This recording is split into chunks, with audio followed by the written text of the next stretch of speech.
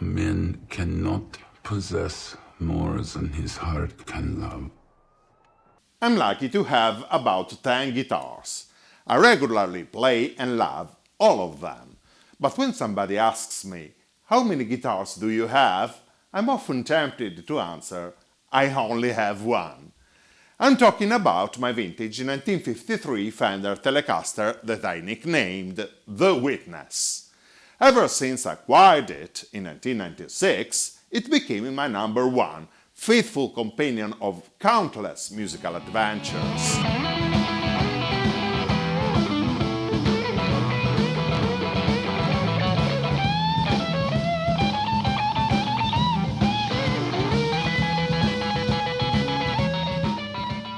Through the years, many instruments came and went, but this one remained a staple. I've used it extensively in tours, studio albums, gigs, and so on. It's the only guitar that unfailingly, for years, makes me feel fully satisfied with my tone, in whatever situation of acoustics, audience, amplification, rig, environment, musical style and band sound, live or studio. To celebrate 70 years of this guitar, here is a special double-length episode. It's finally time for a comprehensive video on the original vintage Fender Telecasters from the early 1950s, the so-called Blackguards. We are about to retrace their origin, to investigate their secrets. We are going to debunk some false myths and to explore with open mind their tone and technical features. Finally, we will get to the role of Blackguards in guitar culture and rock history, unveiling some new testimonials. Of course, I used my telly on this theme.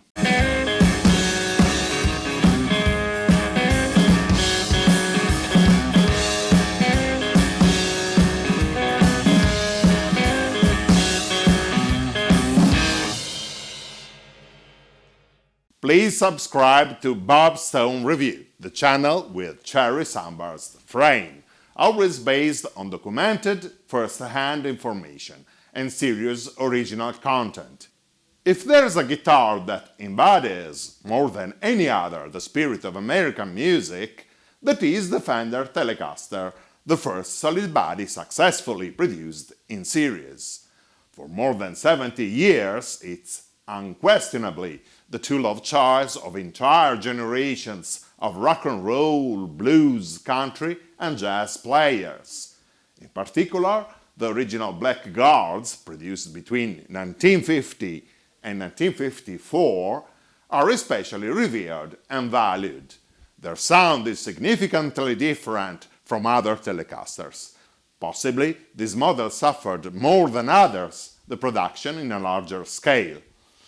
Let's start from the beginning. In 1946, Clarence Leo Fender peacefully separated from his associate Doak Kaufman and founded the Fender Electric Instruments Company, based in Fullerton, a small town just south of Los Angeles. As we've seen in episode BTR number 36, in the first 4 years of activity, Fender's core business were lap steel guitars, which were the hype at the time.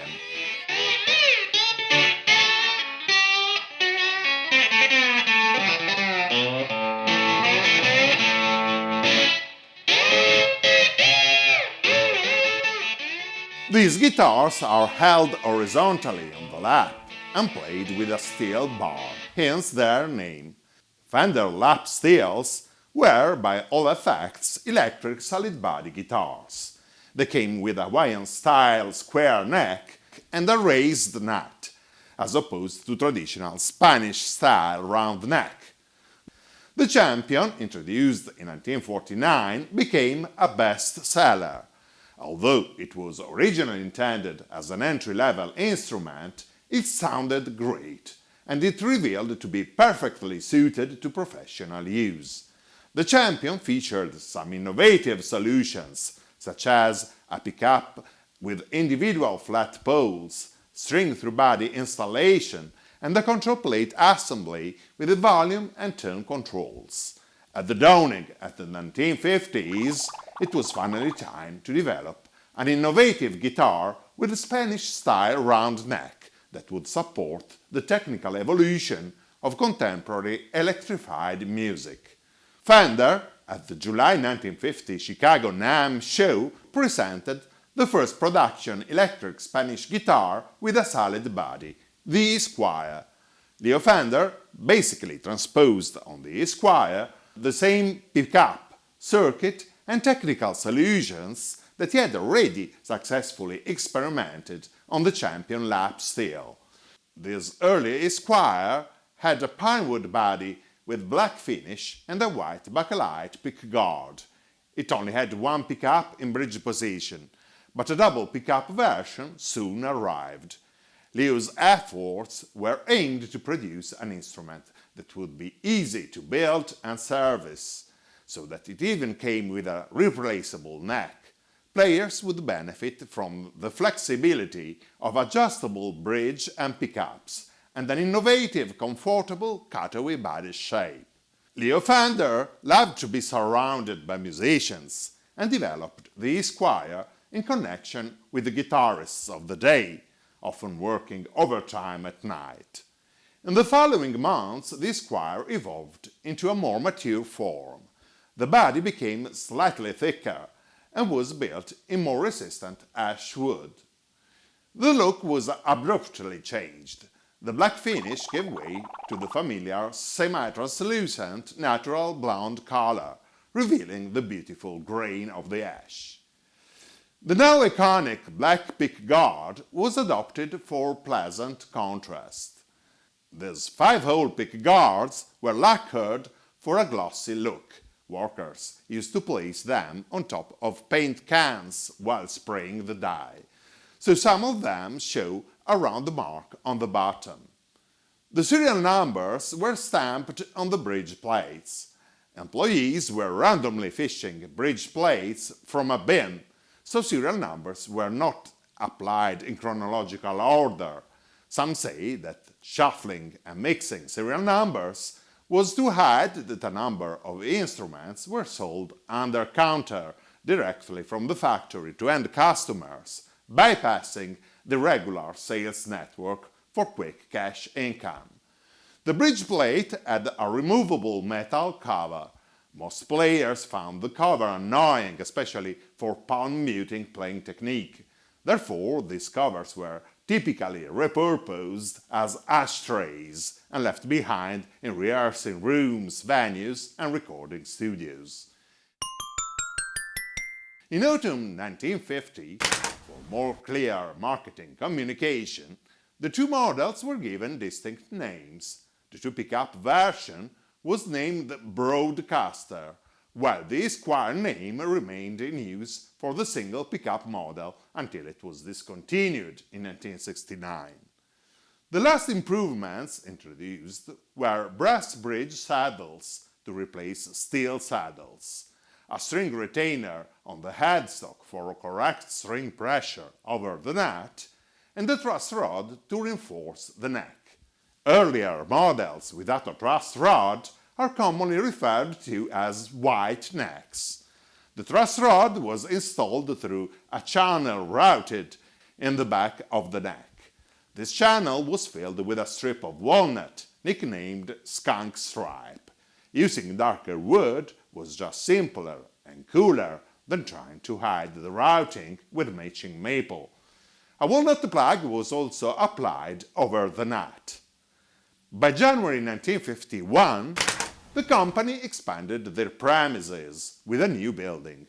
Broadcaster and Esquire were finally in full-line production. Despite the initial skepticism of the market, Leo Fender had created two masterpieces with straightforward construction, understated elegance, and stunning tone.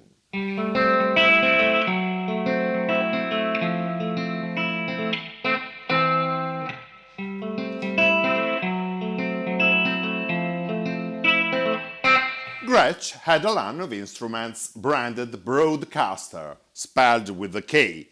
In February 1951, they claimed exclusive rights over the Broadcaster brand name, even if spelled differently. Gretsch was a big established company, so Fender, to keep the peace, agreed to drop the Broadcaster name. Less than 280 Broadcasters were produced until that moment. The Fender company still was in a relatively naive stage. They simply clipped the Broadcaster denomination from the decals in stock and went on applying on the double pickup guitars only the Fender brand without any model designation. Modified Esquire decals were also used. Later in the year, Leo's business partner, Don Randall, coined a new brilliant name, Telecaster, in honor to the then still emerging TV broadcasting. In summer 1951, the first run of Telecaster decals came out of the press. The production of the Telecaster continues seamlessly from that point on. Between February and September 1951, Fender had produced about 480 double pickup guitars with no model indication. These transition models were in retrospect nicknamed No-Casters. 1952 was the first full year of production of the Telecaster. Therefore, it was chosen as a reference year for the vintage reissue. The Esquire magazine also claimed exclusive rights over the Esquire brand name, with a clumsy threat of lawsuit. This time Fender really had no reason to give in. The Telecaster came with a price tag of about $190, plus the case. The Esquire allowed to save about $50. This was merely a marketing policy. As a matter of fact, the two guitars were identical, with the only difference of the neck pickup, which at the time was not enough to justify the price gap. In fact, for a streamlined manufacturing process, the Esquire bodies had regular neck pickup routing. The single pickup Esquire even came with the same selector of the Telecaster. In neck position, it engages tone capacitors to filter out high frequencies and emulate a warmer neck pickup voicing. Despite the convenient price, the Esquire sold less than the dual pickup model, so its parts had longer stock storage. This, with time, led the Esquire to present backdated features in comparison to a Telecaster of the same year. For instance, some 1955 Esquires still have original black pick guards, and 1966 Esquires still retain the old spaghetti logo. However, both electrics became a commercial success. Fender's business was quickly expanding. The number of employees doubled, and the production capacity was expected to soon double as well. In summer 1953, the factory moved to much larger facilities. The production of the black guards finally reached full maturity and consistency, with nearly 2,000 units shipped in the year. Some details differ from the models of the previous year. As we can see on this 1953 telly, kindly provided by my friend Marco. Visually, the most easily identified difference is a wider spacing of the dot markers on the 12th fret. Also, by 1953, slot head screws were almost entirely replaced by Phillips screws. The necks tend to have a fatter baseball bat profile, although not as large as on late 1954 models, nor massive as on some replicas. Jack caps are now machine-pressed. The guitar-shaped brown thermometer case is replaced by the Poodle case with a straight base. These cases are similar to those used for early Stratocasters, but smaller in size. Broadcasters, No-Casters, and early Telecasters didn't have a real tone control. With the switch in bridge position, the tone knob functions as a mixer to blend the pickups together. In 1953, the wiring was changed to the so-called dark circuit, which remained in use until 1967.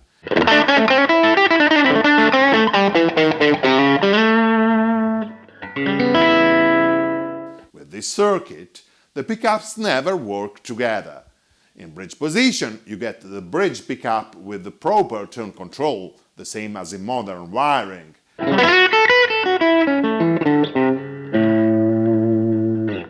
In central position, you get the neck pickup alone with the tone control.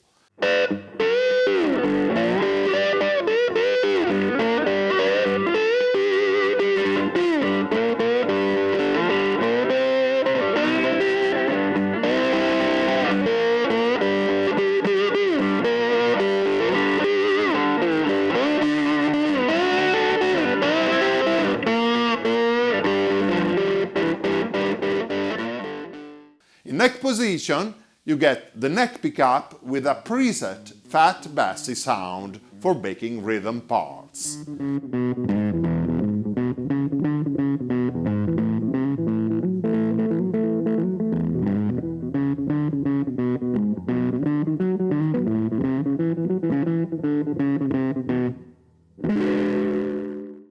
The most famous employee in Fender history is Taddeo Gomez. He worked at the Fullerton plants from the early days until 1957, when he reportedly left for disagreements with a new supervisor. His signature or initials on many 50s Fender parts, especially necks, fueled the legend that he had unrivaled ability in carving, shaping and sanding necks. Actually, there is no clear evidence of this. In fact, Fender parts were not produced single-handedly, and many other good employees had similar assignments. Starting from late 1953, the number of necks showing the famous TG initials or Taddeo signatures increases. These present clear inconsistencies in the handwriting and even in the spelling, proving that they were obviously written by different people. Gomez was never interviewed. He died in 1986, aged 84, before he could make this clear. Many speculations arose and a number of myths surrounded his figure. Gomez could have been promoted to the role of instructing and supervising a team of new workers.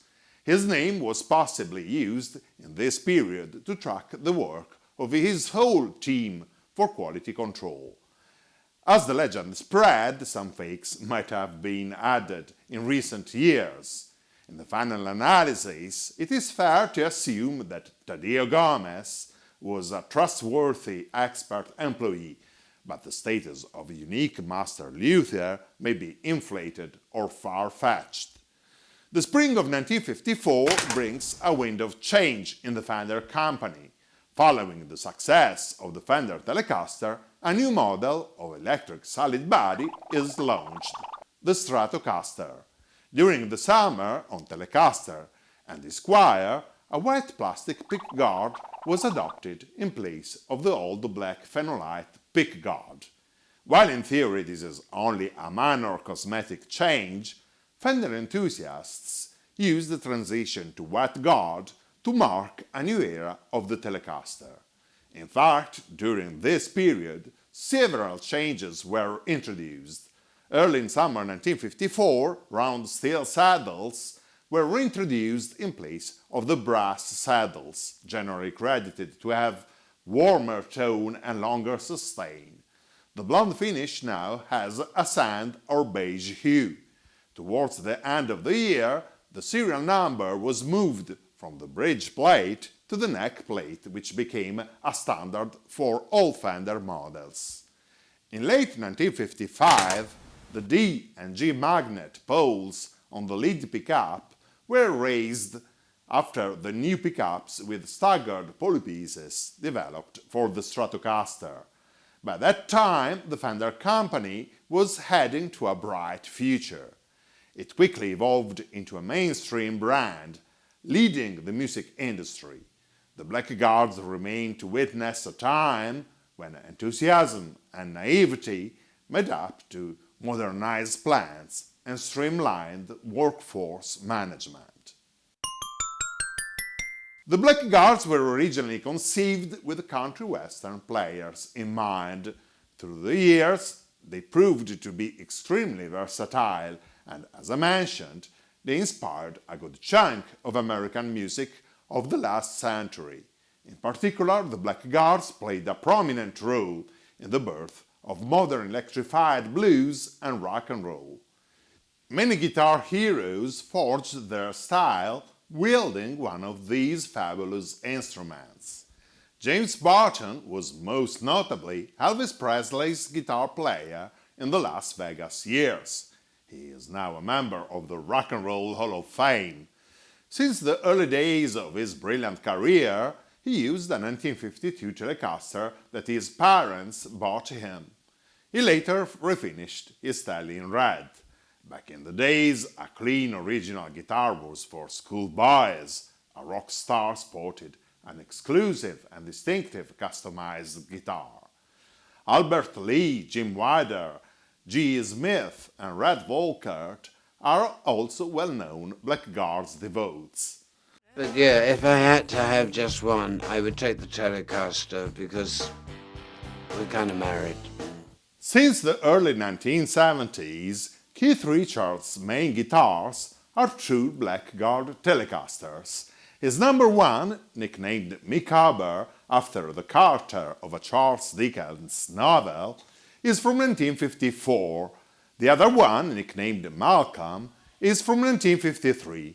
It had the original finish sanded off by a previous owner, and it's finished natural. Both guitars present serious wear caused by Keith's aggressive strumming. In 1972, they were modified to Keith's appointments and are set to play in open G with the sixth string removed. These guitars have a warm and thick tone. It can be heard in countless recordings of the Rolling Stones. It's interesting to note that at the time Fender didn't care to source lightweight woods. Therefore, Blackguards are generally heavier than later Telecasters. Contrary to common belief, a lighter body doesn't necessarily sound better. In fact, Keith Richards says that Micawber, his favorite Tele, is considerably heavier than average and heavier than his backup Telecaster Malcolm, which is quite lightweight. In 2000, the Fender Custom Shop released a limited run of 20 Micawber reissue Telecasters for the Japanese distributor. This rare piece is kindly provided by my friend Marco Gerber.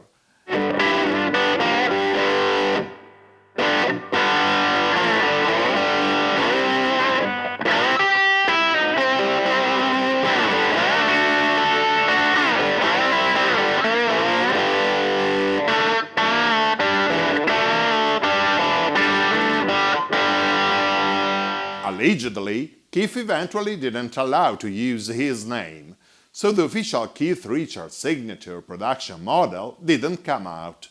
These guitars bear unofficial KR initial stamps. More Micawber Custom Shop limited edition models were built for the 2005 NAMM show and in 2014.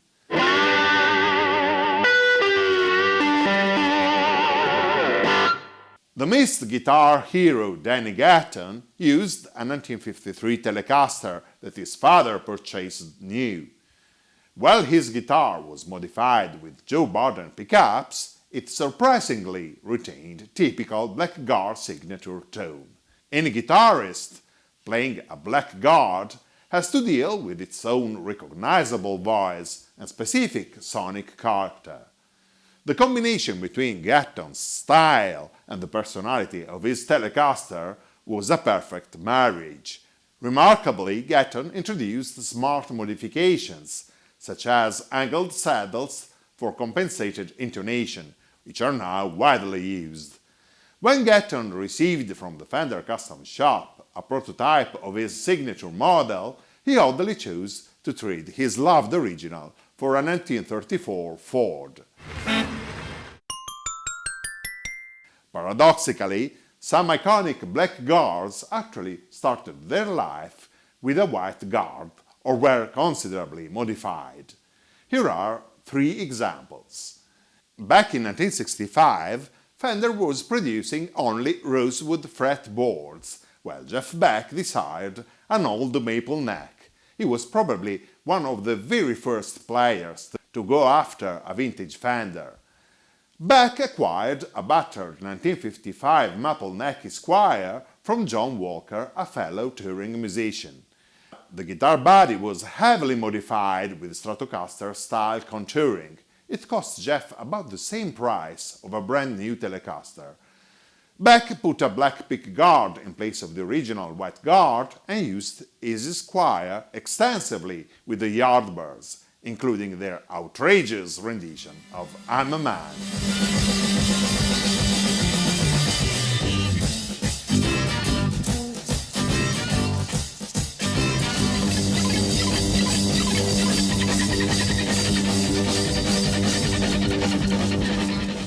In 1974, Jeff Beck passed this iconic instrument to pickup maker Seymour Duncan. It is now exposed in the Rock and Roll Hall of Fame. Fender, in 2006, released a limited edition of 150 custom shop tribute replicas.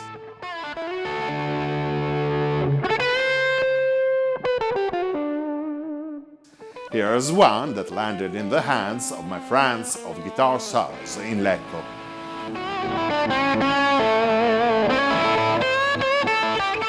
Mike Campbell, guitar player of Tom Petty's Heartbreakers, describes his #1 guitar as a rare 1950 Broadcaster.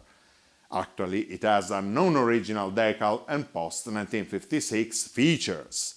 Of course, this does not detract from its tone. Campbell says that this guitar played a significant role in defining the overall band sound. A limited edition custom shop reissue was released in 2015 as Snowcaster. Bruce Springsteen is also closely associated to a black guard. He acquired his inseparable axe in 1973 and nicknamed it The Mutt. As the moniker suggests, it was assembled with parts from different guitars. It has a neck from a 1957 Esquire and an older body that had been extensively routed by former owners. Springsteen used the Mutt for decades. Being one of the most valuable guitars in the world, years ago it was retired from regular live use. Bruce today uses similar replicas, preserving the vintage original only for studio work and special occasions. I also discovered two more similar black guard stories. The session musician Danny Weiss, former member of the Iron Butterfly, in 1969 had a 1953 Telecaster stolen out of the equipment truck just before a gig in New York City. He later acquired a 1955 Telecaster converted to black guard look that he still owns. With this guitar, in 1974, he delivered great Telecaster tone on Lou Reed's album Sally Can Dance and follow-up worldwide tour.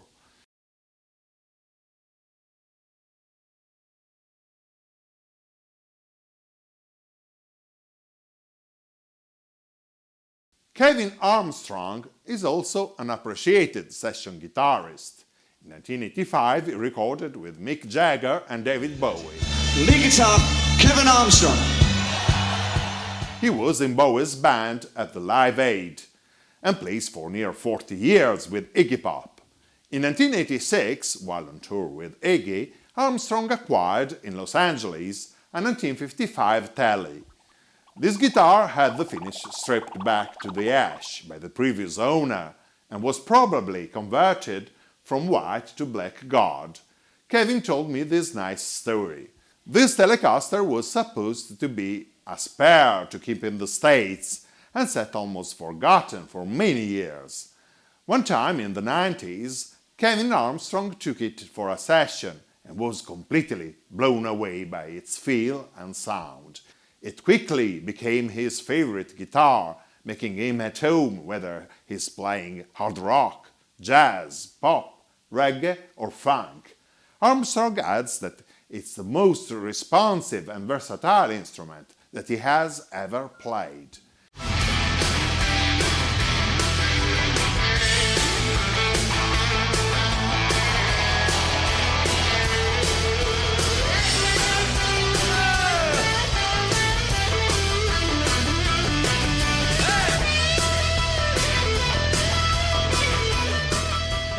He says, if I had to choose only one guitar, then this would be the one, no contest. I have some very cool guitars, but a guitar like this is a once-in-a-lifetime find. People admire it wherever I go.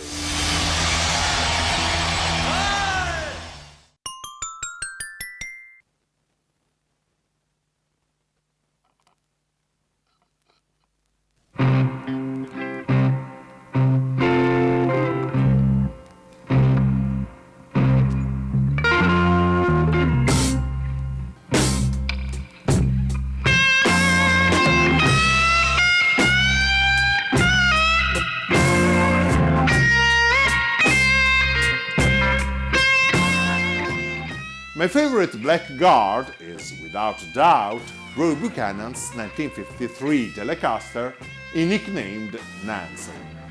Buchanan was dubbed the Professor for his nerdy look, which didn't help him to gain the rock star status.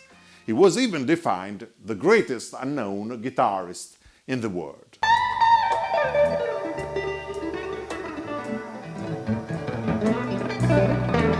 Actually, Roy is a legend now, but back in the late 1960s, he indeed had a day job in a barber shop to pay his bills.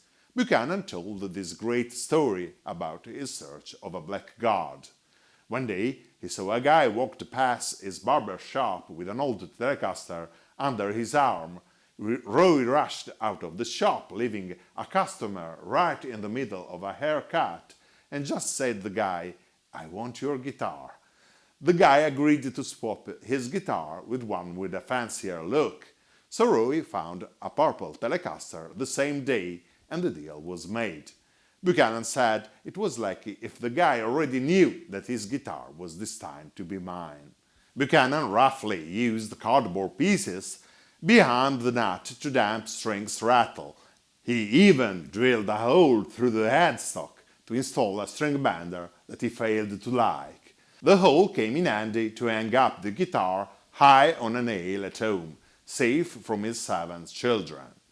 Also, Roy used to carry his tally without a case. It seems that one night in New York City, he used the guitar as a baseball bat to fight a mugger, which proves how sturdy these guitars are. The cover of his 1977 album Loading Zone sports a magnificent portrait of Buchanan with Nancy. Reportedly, Nancy's lead pickup has no DC resistance reading. A pickup maker theorized that it had always been this way since Buchanan got it. Its distinctive tone would be generated by a unique alchemy from a providential interruption of the lead pickup coil, a magic capacitor, and a fabled circuit. Honestly, I don't give credit to these stories. Well, tend to believe what other sources report. This picture shows Danny Gatton near his workbench. Roy Buchanan's Telecaster is on the back, hanged from its headstock hole. It seems that in the early 1980s, Buchanan lent Nancy to a young Gatton and received it back with messed up electronics. This problem, and many attempts at theft, led to the decision of retiring the guitar. From that point, Buchanan changed the guitars rather compulsively. Nevertheless, in spite of the Nancy's wiring conjectures, he got his signature tone with any guitar until his controversial death in 1988. Roy Buchanan's Telecaster had 2324 serial number. The Witness, my guitar, has 2308 serial, only a few numbers apart. Since bridge plates were mixed, actually Nancy presents March 26, 53 neck date. It was made exactly 5 months before mine, which is dated August 26, 53. I acquired this Telecaster in 1996 from my old friend Giacomo Bagorda.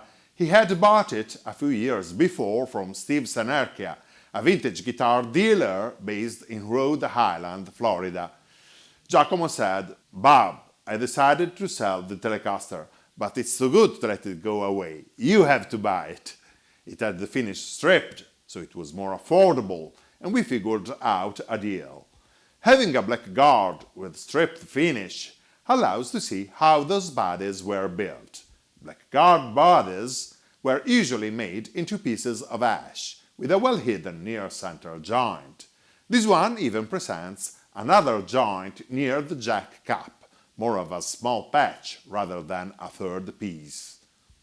The body is not particularly lightweight. Telecasters from the 1960s are usually lighter than this one. My dear friend Don Diego plays the witness, nailing great classic blackguard tone.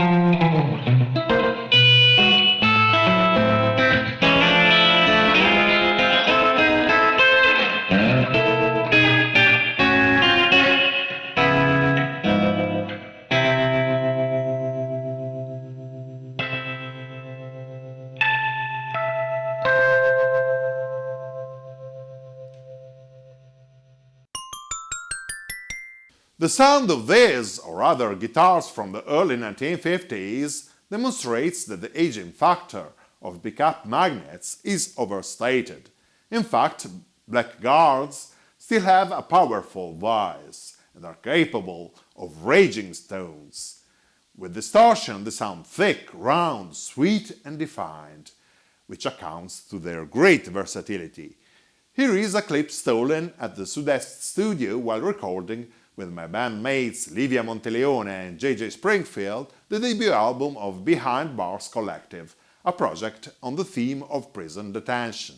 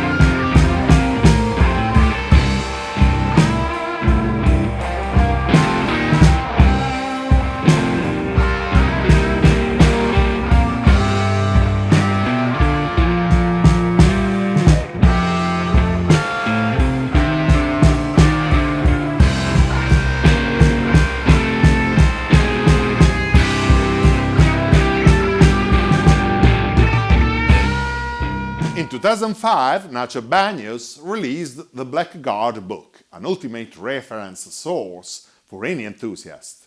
It was released in a limited edition of 5,000 copies, each carrying a serial number stamped on the cover, like an authentic Blackguard serial number.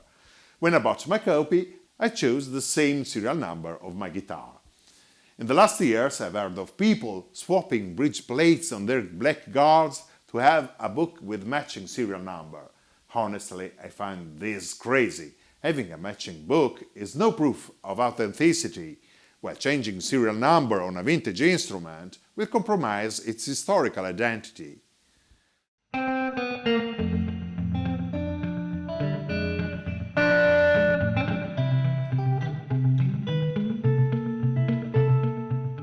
The Blackguards are still living instruments.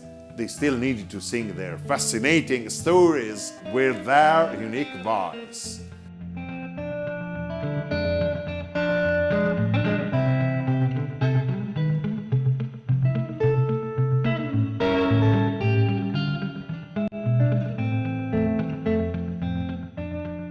After 70 years of service, the Witness is not ready yet for retirement.